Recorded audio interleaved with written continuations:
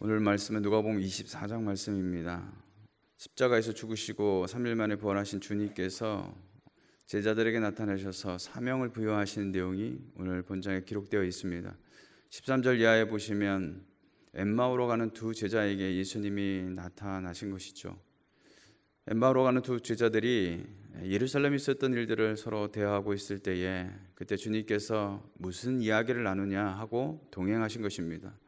그런데 그들은 예수님을 알아보지 못했던 것이죠. 성경은 그들의 눈이 가리워져 보지 못했다고 기록하고 있습니다. 그들은 단지 예수님께서 십자가에서 돌아가셨다는 생각만 했지 주님께서 다시 부활하셨다는 사실을 믿음으로 받지 못했다는 것이죠. 사랑하는 성도 여러분, 말씀에 대한 반응은 내 생각으로 반응하는 것이 아니라 믿음으로 반응해야 될 줄로 믿습니다. 그렇다면 이들은 예수를 누구라고 생각했는가 보면 먼저 19절에는 하나님과 모든 백성 앞에 말과 일에 능하신 선지자다라고 생각했다라는 것이죠. 이는 누가복음 9장에 보면 예수님께서 이런 말씀하시죠. 사람들이 나를 누구라고 하느냐 했을 때 어떤 사람은 엘리야, 어떤 사람은 세례 요한, 어떤 사람은 선지자 중에 한 명입니다 라고 대답하는 그런 반응이 있습니다. 그들의 말하는 말과 지금 이 두 명의 제자가 하는 대답이 다를 바가 없다라는 것이죠. 또한 그들은 21절에서 이스라엘을 속량할 속량자다, 이스라엘의 구속자다라고 생각을 했던 것이죠. 여기에 구속하다라는 뜻은 영적인 의미보다는 로마의 억압에서부터 해방하다라는 정치적인 의미로 쓰이고 있는 단어다라는 것이죠. 뿐만 아니라 22절 이하에 보면 두 제자는 부활의 아침을 찾아갔던 여인들이 예수님의 시체는 보지 못하고 예수님이 살아나셨다는 천사들의 소식을 전해 듣게 되는 것이죠. 그런데 그들의 반응이 어땠습니까?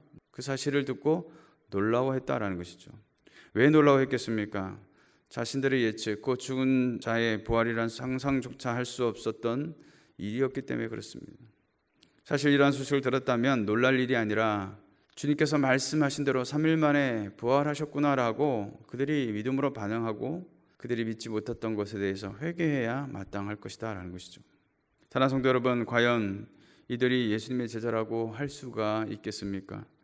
당대의 사람들처럼 선지자 중에 한 사람이요 정치적인 해방자로서 그들은 예수님을 보아서도 죄악에서 건지실 참된 구원자이심을 보지 못했다라는 것입니다. 거기다 그들은 뜻하지 않은 예수님의 죽음으로 모든 것이 끝난 것처럼 그렇게 생각했기에 그들의 눈은 여전히 가리워져서 부활하신 주님을 알아보지 못했다는 것이죠. 그러자 주님은 25절에서 이렇게 말씀하십니다. 이르시되 미련하고 선지자들이 말한 모든 것을 마음에 더디 믿는 자들이여 라고 말씀하신 것이죠. 무슨 말씀이겠습니까? 지금 주님은 사망과 어둠의 모든 권세를 깨뜨리시고 부활하심으로 말씀대로 성취하셨음을 보여주고 있음에도 불구하고 여전히 그들은 자신의 생각과 불신앙의 눈이 가리워져서 부활의 주님을 앞에 두고도 믿지 못하고 있다는 것이죠. 사랑하는 성도 여러분, 오늘 이 두 제자의 모습이 저와 여러분의 모습 같지 않습니까?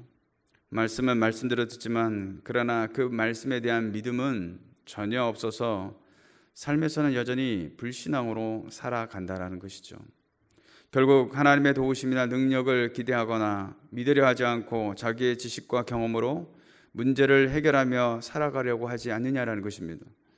그러므로 나의 영안이 가려지고 육의 눈만 뜨고 살아가고 있지 않는지 우리 자신을 다시 한번 깊이 돌아보아야 될 줄로 믿습니다. 그렇다면 두 제자의 눈이 언제 밝아졌습니까? 30절에 보시면 제자들과 음식 잡수시면서 떡을 떼어 가지고 축사하실 때 그들의 눈이 밝아졌다는 것이죠.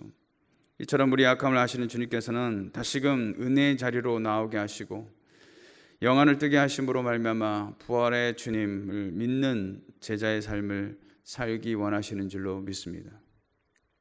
부활하신 주님은 제자들을 찾아가셔서 그 이후에 너희에게 평강이 있을지어다 라고 축복하시죠.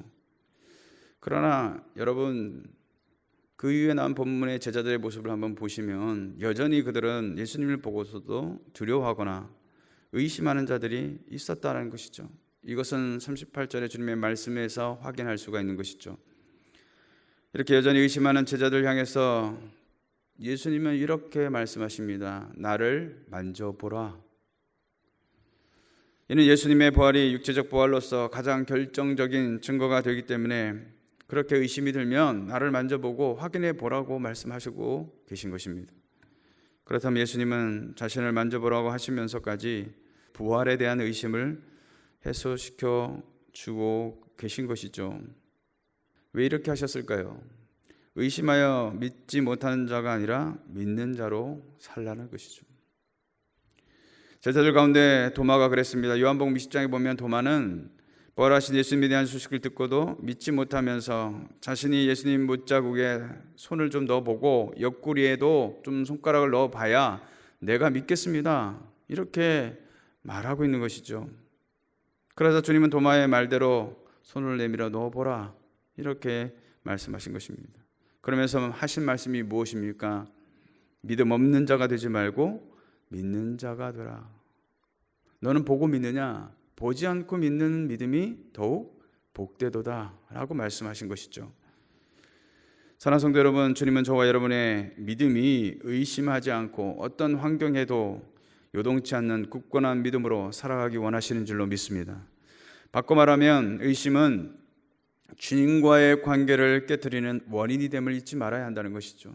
말씀에 대해서 내가 의심하고 있다는 것은 여전히 주님을 신뢰하지 못한다는 증거인 것입니다. 또한 부활의 증인이 되라고 말씀하고 있는 것입니다. 증인이란 여러분 목격자를 말하는 것이죠. 곧 증인의 삶을 살라는 것인데 무엇에 대한 증인으로 살라는 것일까요? 죄사함을 얻게 하는 회개가 예루살렘에서 시작하여 모든 족속으로 전파될 것에 대해 너희는 이 일의 증인이라 라고 말씀하고 계신 것입니다. 바로 이러한 증인들의 활동을 기록한 것이 사도행전이죠. 이를 위해서 하나님 아버지께서 약속하신 것을 너희에게 보내시겠다라고 말씀하고 계신 것입니다. 그러므로 너희는 위로부터 능력으로 입혀질 때까지 이 성에 머물러 있으라 라고 말씀하신 것이죠. 사랑하는 성도 여러분, 약속하신 성령을 받았을 때에 부활하신 주님의 증인으로서 땅끝까지 회개의 복음을 증거하는 삶을 살게 되시기를 주님의 이름으로 축원을 드리겠습니다. 그러므로 오늘 저와 여러분의 삶을 한 번쯤 점검해 보아야 합니다. 내 안에 주를 믿는 믿음이 여전히 흔들리지 않고 있는가? 부활의 주님을 만나는 체험이 있느냐라는 것이죠. 그렇다면 오늘도 역사하시는 성령을 통해서 만나는 영혼들에게 우리가 오늘 주님의 말씀처럼 너희는 이 일의 증인이라 라고 하셨기 때문에 바로 증인으로서 복음을 담대하게 증거하는 복된 하루가 되시기를 주님의 이름으로 축원해 드리겠습니다.